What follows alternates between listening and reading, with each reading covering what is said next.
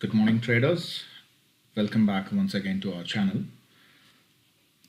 This is part two of the fake breakout strategy.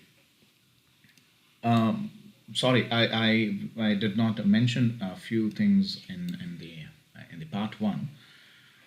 This video is especially meant for the people who are already into the trading journey, maybe like 3 months, 4 months, 5 months. They're already trying to learn a few things little more advanced, not in the basic level. So I don't think if I'm going to explain few strategies or a few points which I tell to the people who are beginners, it would be very difficult for them to understand. And this video is only meant for people who are into the market. At least for some time they made a quick ups and downs into the market, and maybe they've gone through the ups and lows of their trading career. Only those people will definitely understand this particular strategy or this particular video. For the beginners, I'll definitely make a video how to trade with minimal strategies, which is the easiest of strategies, with a decent profit margin, and with a decent success rate, where you don't have to work on too many strategies. I'll come up with a special video for that. But this one, I forgot to tell you in the part one.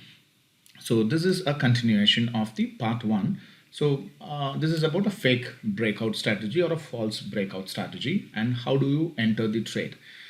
The trading is you need to enter perfect, and you need to read the market perfect, and you need to exit the market perfect. Not every time people enter perfect or the people exit perfect. Some people are very good at entries and some people are very bad at exits. I was one of those cases. I'm a very good entry person, in the sense I enter the market very good, then I exit. My exit strategy was very bad. Sometimes I used to wait too long, and then it psychologically puts me down, seeing a negative in my PNL or M2M, when I'm watching the video, and I'm watching the trade running around. So then I later developed a strategy which suits my kind of temperament, or to build up the confidence. So I changed my exit strategy. My entry strategies, I have a perfect entry strategies, and I believe I every time the minute I take a trade, I'm always in green. From green to red, my transformation is just because my exit strategy was bad.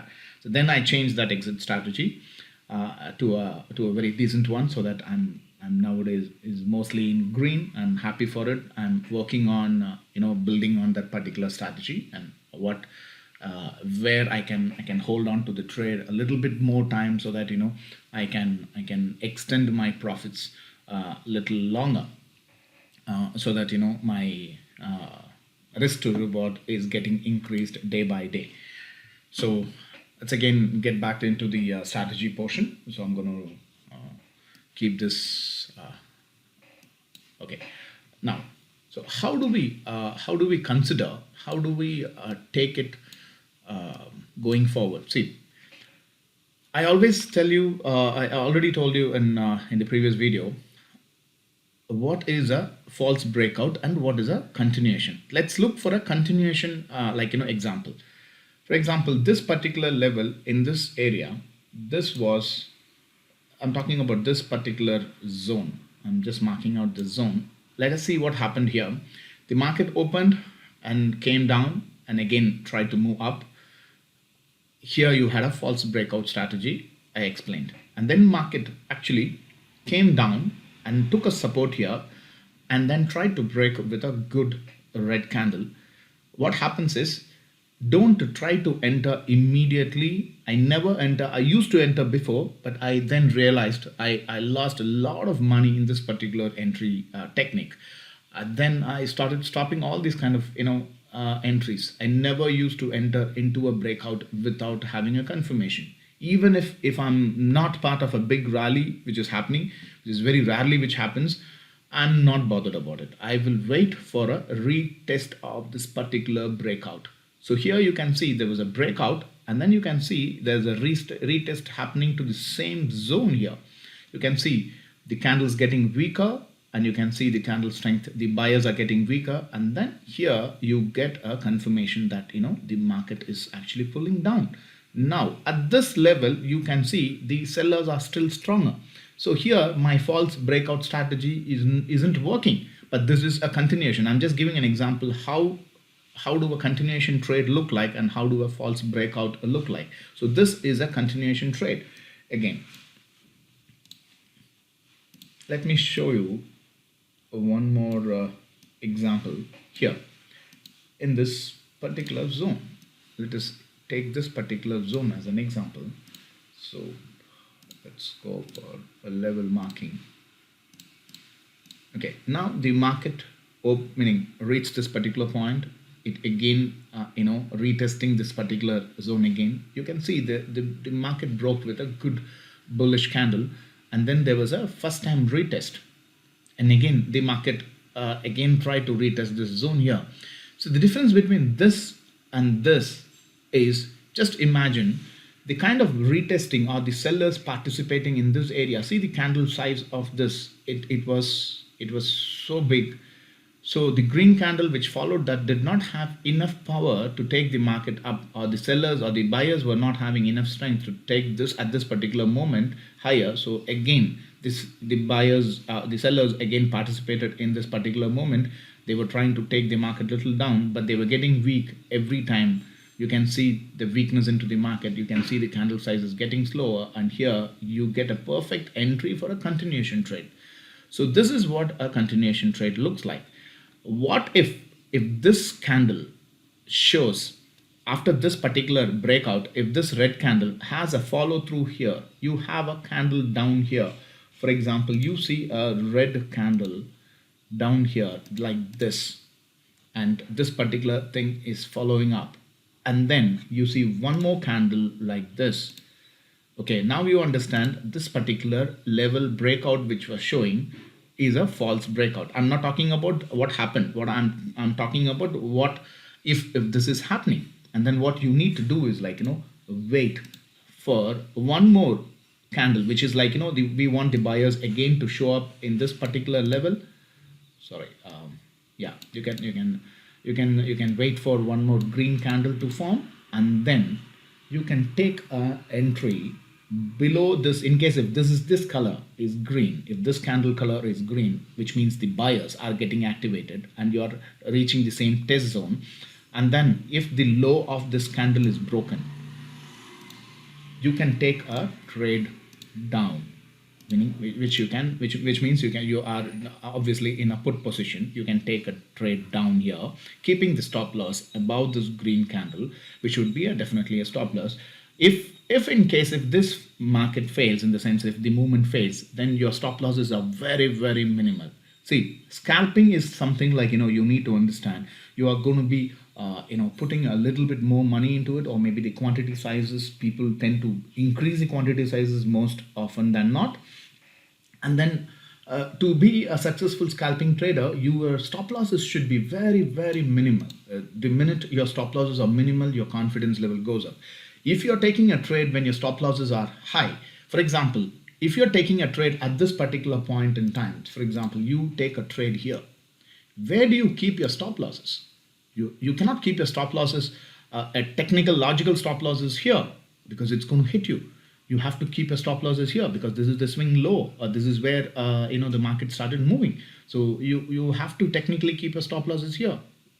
But it's a very risky component. You are taking a huge risk for your reward, because scalping is generally a 30 to 40 point movement of a bank nifty. I'm talking about a bank nifty trade. A 30 to 40 point movement in an options is a very good trade for a scalper.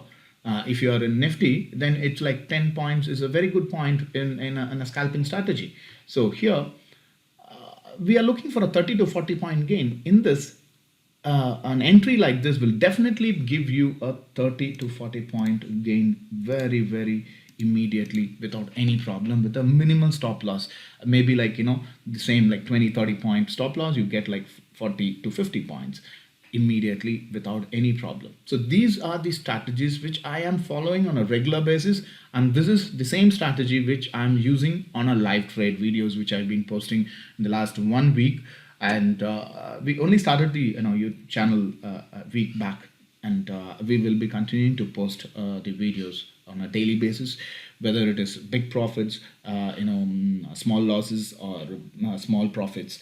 Whatever the scenarios is, like, we will try to post the videos on a day-to-day basis, so that that would be an good content for the people who are actually following. They can really learn a lot from that particular thing. We will try to bring up new videos, new contents, which will really help the people who are going through the same phase of recovery, or we can say the process of correcting themselves. Like, we're talking about, like, for example, like, so the reason why I would suggest you to follow a person who crossed that particular stage. For example, you are in class 5, and then you are talking to a person who is in class 12 or in college, and then you are asking him a question which might find, for a person who is in college, for him the question might be very silly. He finds it very silly because he's crossed the entire stage. He will not even sometimes remember that particular stage. But if you are asking a question of class 5 to a class 6 person or a class 7 person, he would definitely know what particular question that you're asking, and what is that instant you're asking, and why you're asking that particular question. He'll be able to answer that particular question and give you a clarity on that, because he just crossed the stage, and he maybe like crossed it successfully. That's more important.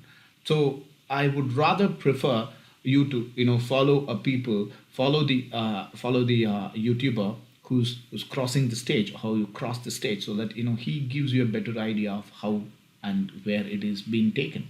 So that's one simple idea which I always think, like, when I've been following a lot of YouTubers, like, they're super successful. They've gone through stages like this before, and they've come up to a level where you can't even imagine the kind of money power they have got, the kind of trades what they take. We are talking about like 250 quantity as a max trade. Wherein they are talking about 25,000 quantity, meaning I'm talking about 25,000. It's not even 2,500. We're talking about 25,000 quantities of options for every single trade they punch in. So that's the kind of volume they are walking into it. That's the kind of volume they play. So you cannot expect them to give you an explanation which might look like basic for them. So, but you can definitely ask the same question to me. I'll be able to answer you in a better way, that because I've just crossed that particular stage. So I'm moving forward. I would try to bring up some more videos, which is a common mistake what the trader is doing at the early stage of their career. Or not, I would not say there's a beginner. I would say that the early stage of their career. I'm talking to people. My explanation will hold good. My videos will hold good for people who are already a little experienced. I'm not talking about what is high of a candle, what is a low of a candle, what does this wick means, what does this candle look like, what is the name of this candle. I'm not talking about those basic things, because I know that doesn't make any sense for the people who are already crossed those kind of stages. I'm not going to talk about what is a doji, what is a pin bar, what is a candle, what is the color of the candle means, and all those things. I'm talking about people who already trade every single day, and they are also making profits. They are also making losses, which means they know how to trade. They know. We are talking to the people who know how to punch in an order. So this is one of those videos which will definitely help you. Don't ever try to have a breakout trades. Never try to have a breakout trades without retesting. Even if the market is going to leave you. For example, here, in this particular example, let's come to this particular example here. You can see this market breakout, and then it didn't give any opportunity for the people to enter. Don't bother. Don't bother to get into this particular trade. If the trade is leaving you, it's fine, well and good. It's fine. Let it leave. No problem. Why you have to be bothered that it's not, you're not part of this big rally? This happens very rarely. Like 20% it happens, or maybe 10% of the time it happens. But the rest of the times it always does this particular move. Just imagine you get into a trade here, you see what is the ride that you're getting. You get a safe ride. Your stop losses are very, very minimal. So this is what the trade which we have to look in. The patience is the key, traders. Patience is the key. And I'm actually, I watch for it because I've gone through the pains of losing money. I've gone through the pains of being impatient. I've gone through the phases where I've lost huge money into it. And then I'm still in the phase of learning, but I'm a quick learner. I want to learn. I want to follow a discipline. So this year, 2022, I decided I will be a better trader. I took a oath. This is what I have to change.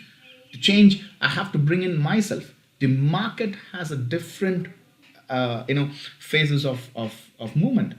Market is market behaves in a different way. You just talk about like you know, let's go for a bigger time frame. I'll just try to explain.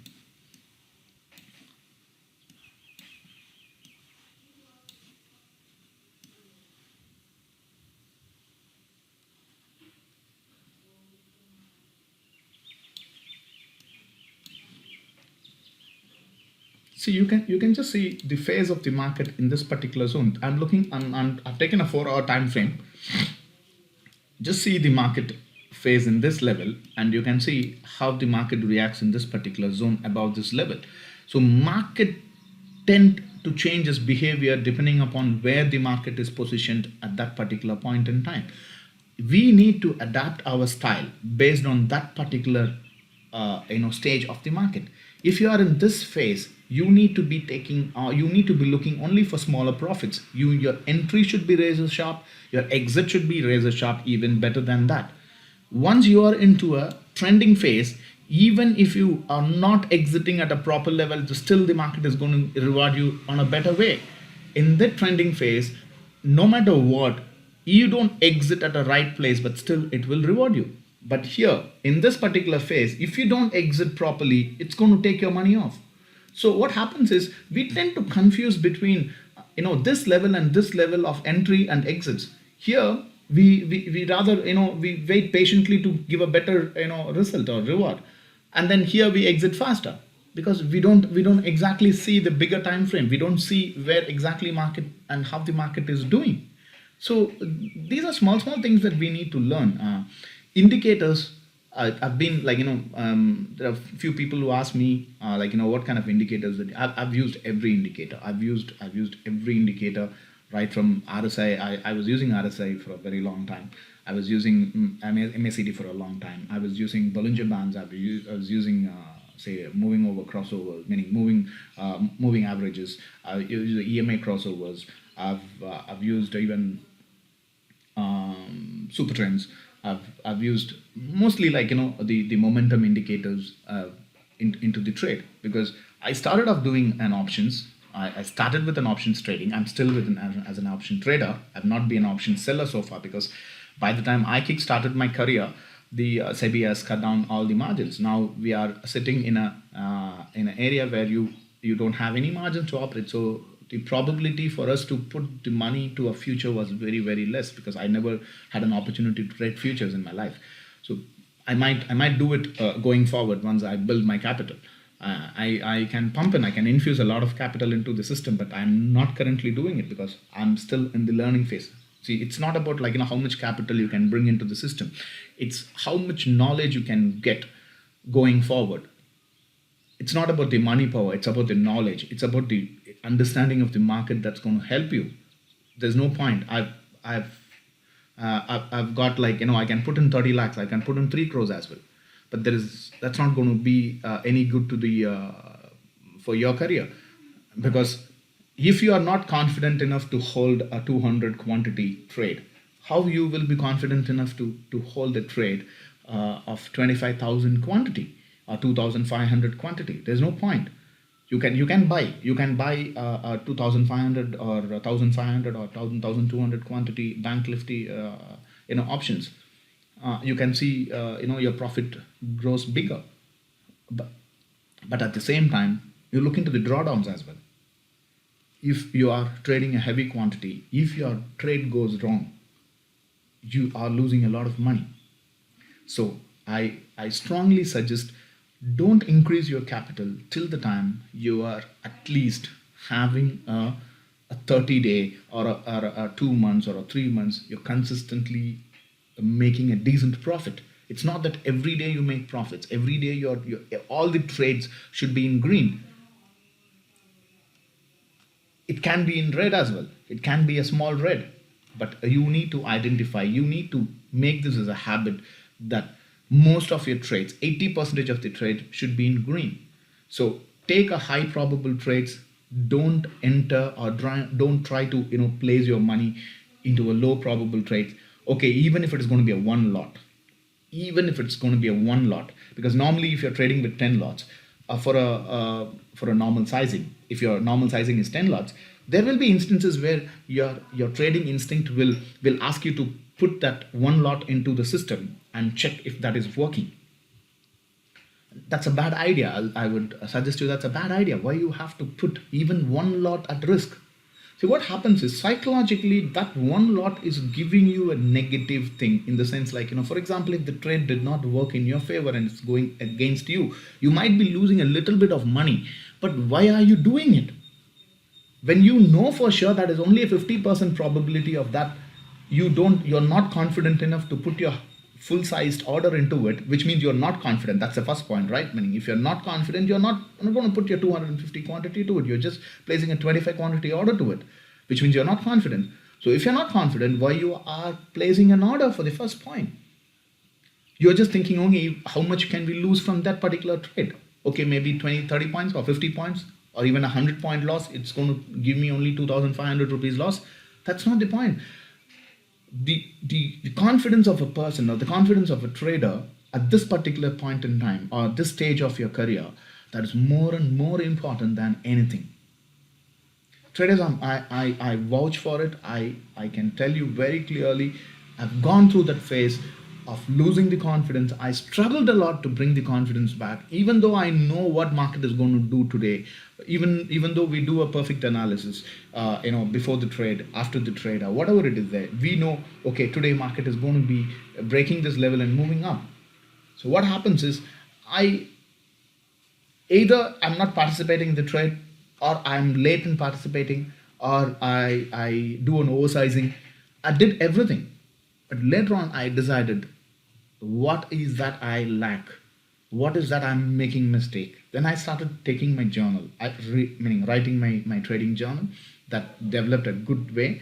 And I used to keep a track. And I came to the YouTube only when, I thought, okay, this is the time I really wanted to be more responsible. I need to be socially responsible because I'm already into the public. I don't want to, after coming into the YouTube, there's no point that, I hide my, P&L or hide my trades, whether it's profit, whether it's loss, because there are so many YouTubers who's already into the, public platform, and then they're not trying to show the P&L because they know they are in loss. They don't want to show, they want to hide, they want to, bring a good name to them, that, they don't want to show their losses to the public. Then why they have to come to the public platform? If you are ready to come to a public platform, you need to show your P&L. So I've decided to show my P&L or monthly P&L by the end of this month, and going forward, I would show my P&L every week. I will show my trade, and more than that, I'm showing my live trade every single day. So this is my challenge. This is my challenge for myself. I'm not doing for anyone. I'm doing for myself. I'm doing it for myself. I'm planning to do this every single day. I will be doing the analysis for the post market, and I will definitely try to follow the analysis. But whatever analysis you make beforehand and what the market does at that particular time, that makes a lot of difference. That makes a lot of difference. So hope my video is like little informative than last time, and I'm really sorry in case if I'm missing out some important points. Maybe as a beginner for a YouTuber, I would give me a little more chances or time so that I increase my my skills in presenting the strategies. Or maybe I'll try to improve. I'll try to improve every single day, and I know I will definitely do it. So as days pass by, I will try to bring in much better videos than this. Hope my video is helpful for you. So if you have any queries, please do drop in a comment, and please do share any of your communication details, like in your Telegram IDs or your WhatsApp number or your email ID. So if you have any clarification, I'll be more than happy to help you. And please do subscribe our channel, and please give us the motivation to do better. And as always, please do like and subscribe. Thank you very much for watching this video. And all the informations which I'm giving is purely on educational purpose only. And please do do the back testing and forward testing before taking any decision. And please, it's a disclaimer, it's part of the norms that I have to do this. Please do consult your financial advisor before taking any decisions in the trade based on this strategy or any of the other strategies whichever you see on the YouTube. Money is yours. You need to take care of that money. That's your hard-earned money. You cannot lose it, or you cannot give it to the market just like that. So thank you, and have a wonderful weekend and a wonderful trading days ahead.